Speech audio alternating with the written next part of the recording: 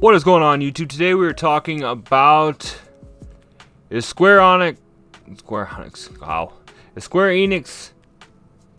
in for some deep trouble coming up.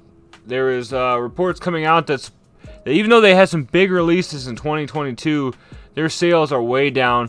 And what we're going to look at today is obviously what the article entitles, and we'll look more into that. And we'll also look at some of the franchises that they own and see if there's something that they can do about that, whether it be rebooting another franchise, just remastering them. I mean, all of us really just say, you know, they should have just remastered Final Fantasy VII. But we'll get more into that. Stay tuned after this. Alright guys, we are back. So basically what I have here is the article that I seen pop up on my Google that was published 2 days ago.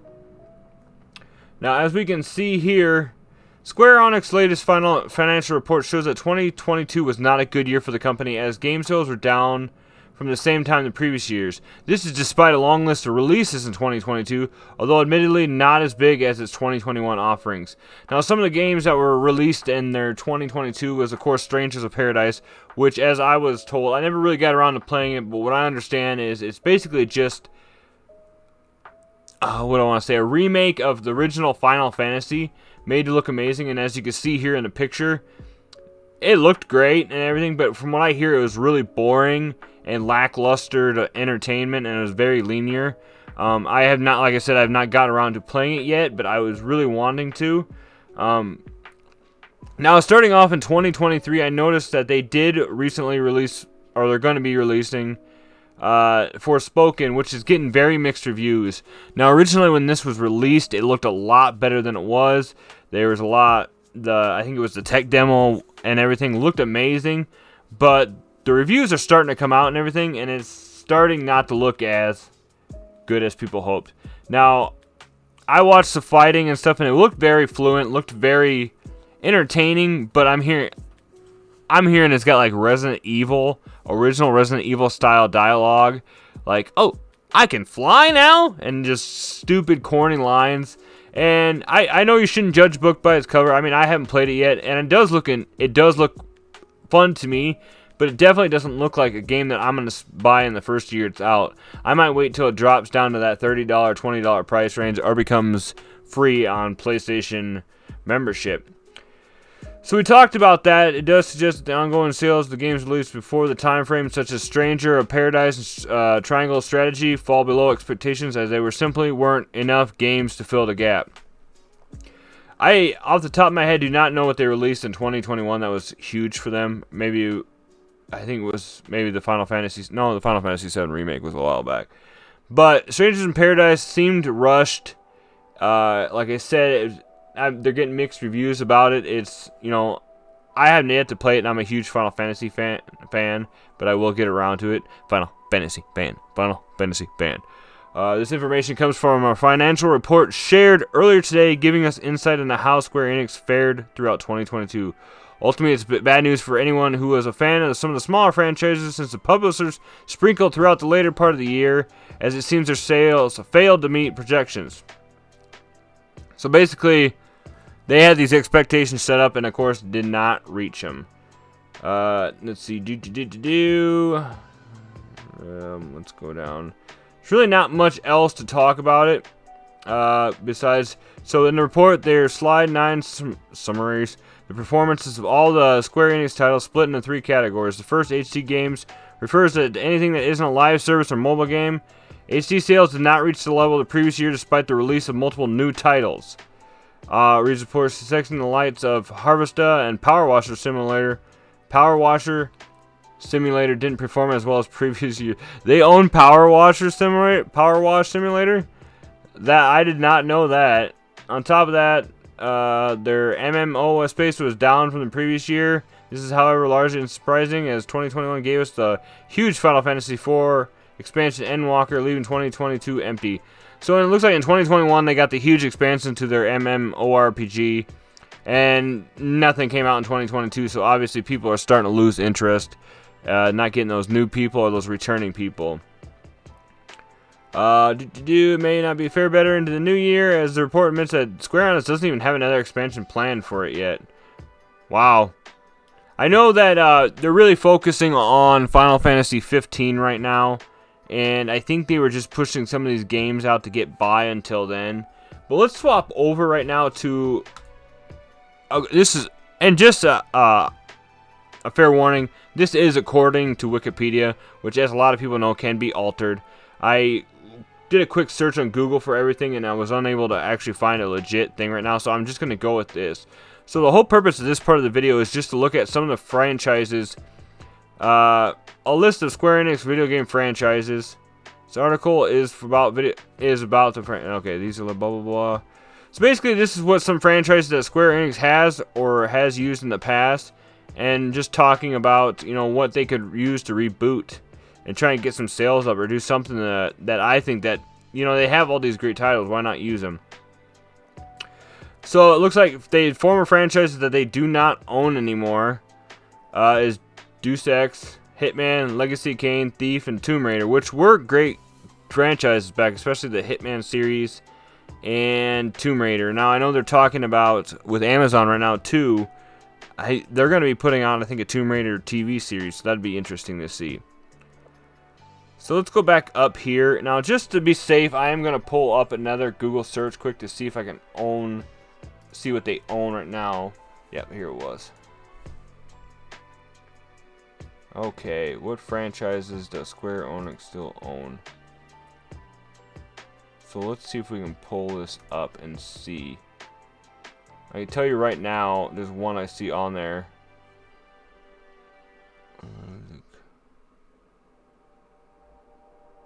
Okay. Okay, so we'll go about more with this.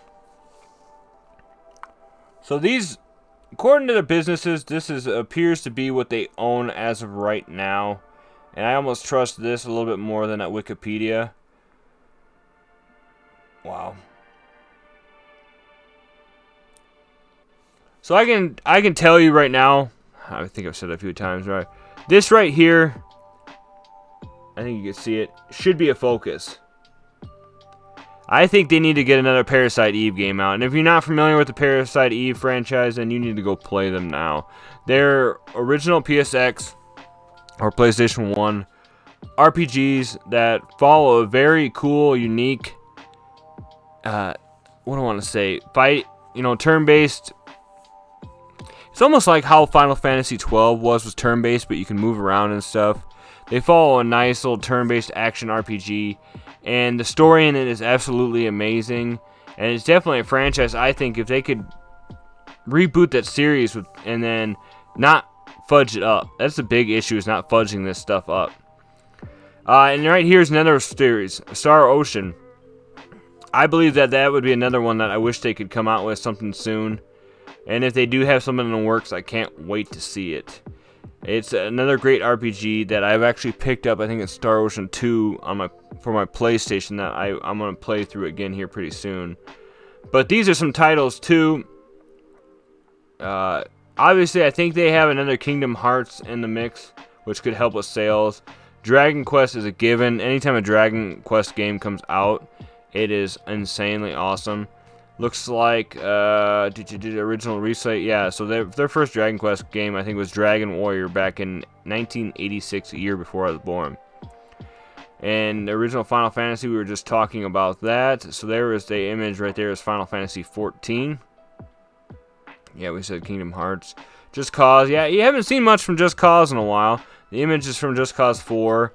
It's been 2018, it looks like, was the last time that was done. So I don't know if they're done with that series or they're just waiting for the right time to release one. But that's another one that they could definitely bring back. The Saga, let's see here. So Saga, I don't know too much about that anymore. I think the Saga Frontier games with some of the other stuff they did.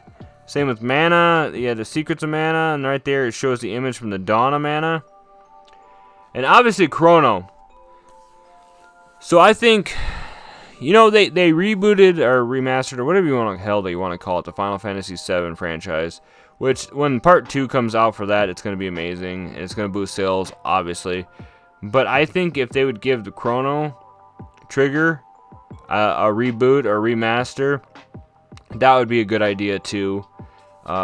It's a very fun game, and it's one of those ones too that you need to sit down and play it.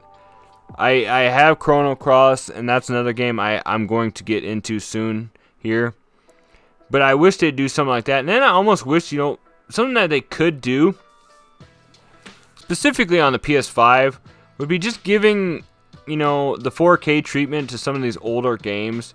Just a brighter pixels, look better, stuff like that, and just release like a RPG package that comes with some games on it, and then I think that would do a good job too. But I'm not a businessman. I'm not a perfect thing. This is just a simple YouTuber speaking his ideas. But I think that was something that could help with a lot of their stuff.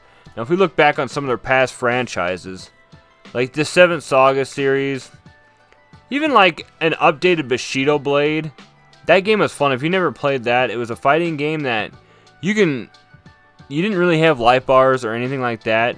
And if you used the wrong style of blade fighting, you could get taken out in one hit, and it was really cool. The Chocobo series, so you had the Chocobo Dungeon, which was fun as heck. That'd be another one. We talked about Chrono, Dragon Quest, Dragon Guard would be another one that they could bring back. That would be amazing too. I would love to see that one. It was a fun game, and then fun RPG. Final Fantasy, obviously. Front Mission's another good one. The tactical art role-playing. Just Cause, we talked about that. Kingdom Hearts, yes. The Ogre series, yes. That's another one that I wish it could come back. Oh, they didn't know they did Shell Shock.